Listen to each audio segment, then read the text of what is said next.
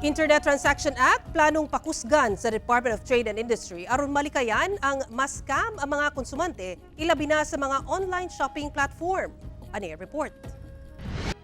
Expectation versus reality. Kini ang sagad sa mga reklamo sa pipila ka mga customer nga naga-order sa online shopping platforms.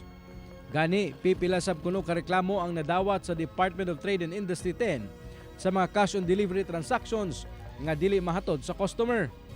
Kini matud pa usa ka pagsupak sa Republic Act 7394 o Consumers Act of the Philippines. Gani gibutyag ni Attorney Jose Edgar Duoy, ang co-chairman sa City Price Coordinating Council sa Cagayan de Oro, nga katungod sa usa ka customer nga ablihan ang iyang gipa-deliver nga parcel aron masuta ang sulod niini, una kini bayaran.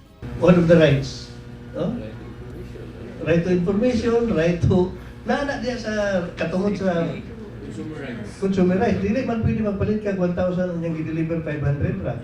So saan mo kahimalo unless abrihan nimo ang parcel.